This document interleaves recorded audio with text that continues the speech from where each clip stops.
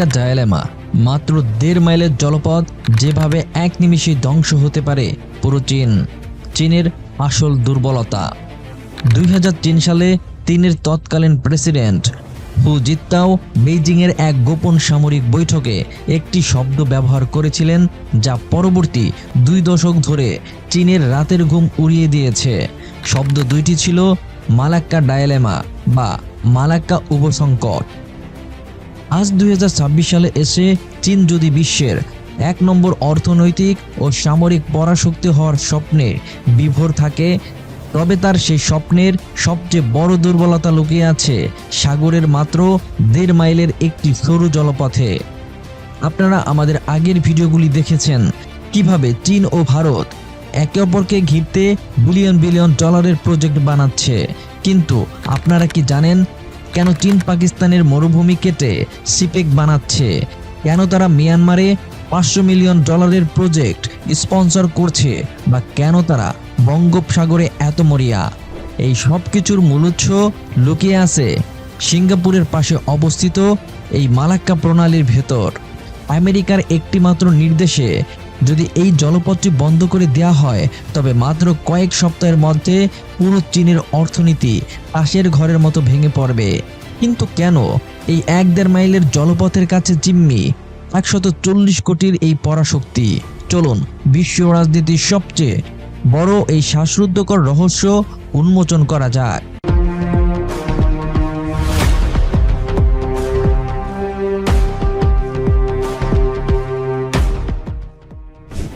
Malacca প্রণালীর অবিশ্বাস্য ভূগোল এবং বাণিজ্য। এই মহাসংঘাতের কেন্দ্রবিন্দুকে বুঝতে হলে আমাদের প্রথমে মানচিত্রের দিকে তাকিয়ে এই জলপথের অবিশ্বাস্য ভূগোল ও বাণিজ্যিক গুরুত্বটা বুঝতে হবে। মালাক্কা প্রণালী হলো ভারত মহাসাগর এবং প্রশান্ত মহাসাগরকে যুক্ত করা পৃথিবীর সবচেয়ে গুরুত্বপূর্ণ এবং ব্যস্ততম সামুদ্রিক চোখ পয়েন্ট বা শ্বাসরুদ্ধকারী বিন্দু। এটির দৈর্ঘ্য প্রায় 800 কিলোমিটার হলেও এর সবচেয়ে সংকীর্ণ বা সরু অংশটি, যা সিঙ্গাপুরের কাছাকাছি অবস্থিত, তা চওড়া মাত্র 1.5 মাইল বা 2.8 কিলোমিটার। প্রতি বছর বিশ্বের মোট সামুদ্রিক বাণিজ্যের 1/4 এবং পৃথিবীর 1/3 তেলের জাহাজ এই সরু চ্যানেলটি ব্যবহার করে যাতায়াত করে। আর চীনের জন্য এটি কেবল একটি বাণিজ্যিক রাস্তা নয়, এটি হলো তাদের লাইফলাইন বা জীবনরেখা। চীনের কলকারখানা সচল রাখার জন্য মধ্যপ্রাচ্য এবং আফ্রিকা থেকে যে বিপুল পরিমাণ অপরিশোধিত তেল ও গ্যাস আমদানি করা হয়, তার প্রায় 80% আসে এই মালাক্কা প্রণালীর বুক চিরে। অর্থাৎ বেইজিংয়ের প্রতিটি লাইট জ্বলবে নাকি নিভে যাবে তা নির্ভর করে এই 1.5 মাইলের জলপথের উপর।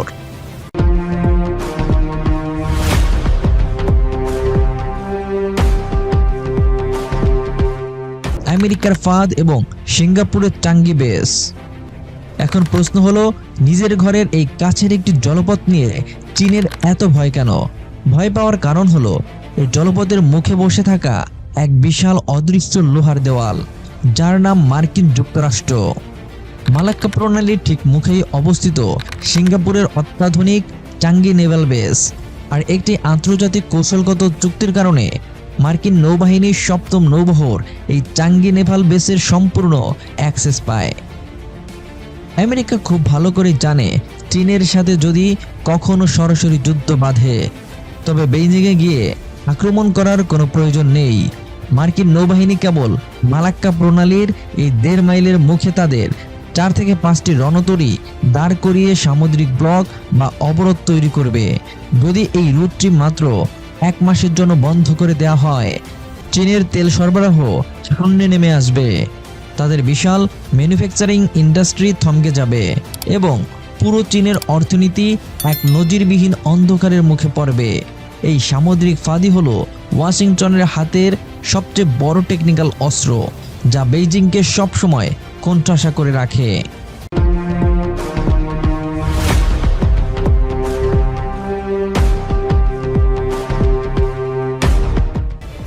চীনের কাউন্টার অ্যাটাক ও কৃত্রিম দ্বীপের রহস্য। কিন্তু চীনের ড্রাগনও এই ফাঁদে পড়ে হাত গুটিয়ে বসে থাকার পাত্র নয়। এই মালাক্কা ডাইলেমা বা ফাঁসি থেকে বাঁচতে চীন সাউথ চায়না সি বা দক্ষিণ চীন সাগরে শুরু করেছে অত্যাধুনিক ইতিহাসের সবচেয়ে বড় এবং আগ্রাসী সামরিক ডিফেন্স প্রজেক্ট। চীন গত এক দশকে দক্ষিণ চীন সাগরের মাঝে থাকা ছোট ছোট প্রবাল প্রাচীর বা রিফগুলোকে বালি দিয়ে ভরাট করে কৃত্রিম দ্বীপে রূপান্তর করেছে।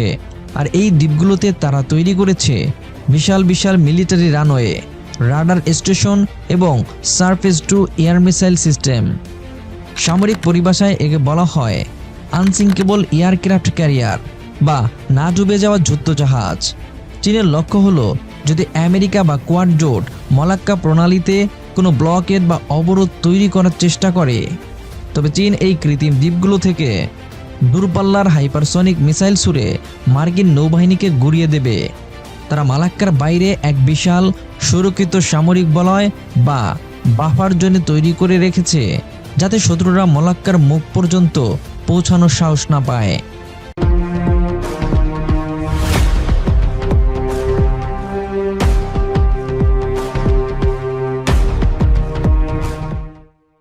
ক্রাকানেল প্রজেক্ট এবং থাইল্যান্ডের চাল।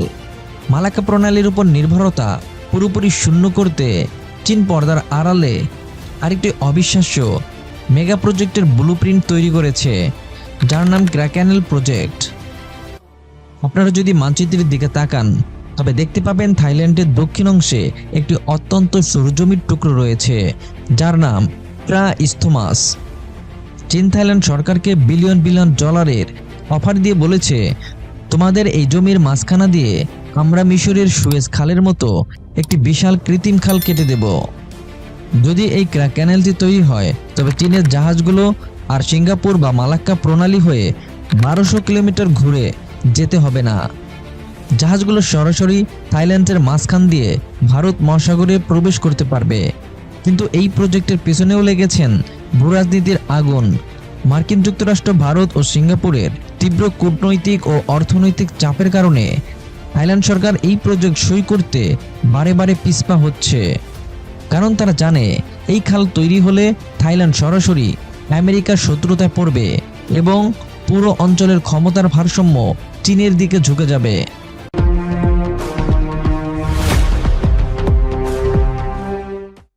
এবার নিশ্চয়ই আপনারা পুরো ডটগুলো কানেক্ট করতে পারছেন।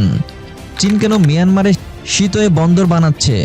কারণ শীতয়ে থেকে সরাসরি পাইপলাইনের তেল চীনের মূল ভূখণ্ডে চলে যায়, যা মালাক্কা প্রণালীকে বাইপাস করে। চীন কেন পাকিস্তানে সিপেক বানাচ্ছে, যাকে মালাক্কা বন্ধ হলেও গাওয়াদর বন্দর নিয়ে তেল আসতে পারে? আর এই কারণেই বঙ্গোপসাগর এবং তার মাথায় থাকা মাতারবাড়ি বন্দর পরাশক্তিদের কাছে এত মূল্যবান। কারণ মালাক্কার বিকল্প হিসেবে চীন যে সমস্ত রুট খোঁজার চেষ্টা করছে তার প্রতিটি রুটই এসে পড়েছে এই বঙ্গোপসাগরের সীমানায়। এই মালাক্কা ডাইলেমার জলপথ আজ পুরো পৃথিবীর ভূরাজনীতিকে শাসন করছে। চীন যতদিন না এই মালাক্কা ডাইলেমা থেকে বের হতে পারছে ততদিন পর্যন্ত তারা আমেরিকাকে সরাসরি চ্যালেঞ্জ করার ঝুঁকি নিতে পারবে না। কারণ এই কারণেই ইন্দো প্যাসিফিক অঞ্চল আজ পরিণত হয়েছে এক জীবন্ত বারুদের স্তূপে।